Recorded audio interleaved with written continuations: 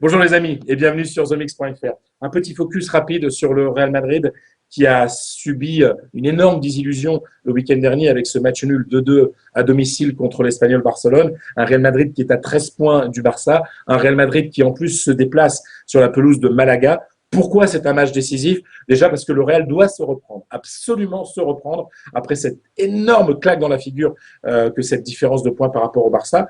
Et un Real Madrid qui en plus doit essayer de sauver les meubles. C'est quoi sauver les meubles? Ben voilà, regardez, le Real est troisième aujourd'hui et le quatrième, c'est Malaga. Si Malaga venait à l'emporter contre le Real, cette équipe de Malaga reviendrait à 2 points du Real.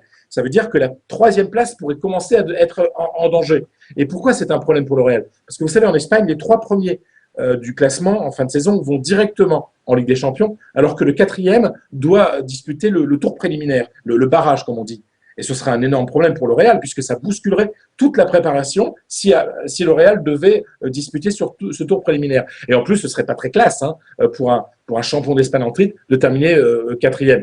Il est évident que l'objectif du Real, c'est toujours de gagner la Liga. Ce sera compliqué. Mourinho a dit que c'était impossible. Il s'est fait vite reprendre par Florentino Pérez qui a dit au Real, on ne renonce jamais. D'ailleurs, j'étais invité au déjeuner de Noël jeudi, le jour où le président du Real invite la presse accréditée auprès du Real. Et bien entendu, j'y étais. Et le président a dit, attention, le Real ne range jamais les armes. Voilà, le Real est toujours présent et se bat jusqu'au bout. Il y avait un beau message à Mourinho dans ce sens-là, mais ça veut dire que le Real doit essayer de se battre pour gagner la Liga et au pire terminer deuxième, être dauphin du Barça, parce que terminer troisième et au pire et encore pire quatrième serait une véritable catastrophe pour ces Madrilènes. Alors la bonne nouvelle, c'est qu'il y a le retour de Karim Benzema qui avait fait beaucoup défaut la semaine dernière face à l'Espagnol. Karim Benzema qui est remis de son petit problème à la cheville droite et qui sera essentiel à l'attaque du Real Madrid alors qu'on n'a toujours pas de nouvelles de Gonzalo Higuaín et son absence commence à être un petit peu inquiétante.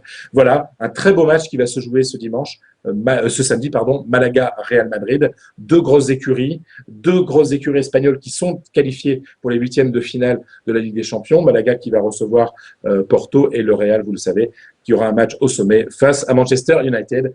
Voilà, voici pour mon petit focus sur le Real Madrid qui se déplace à Malaga. Je vous embrasse tous, à bientôt.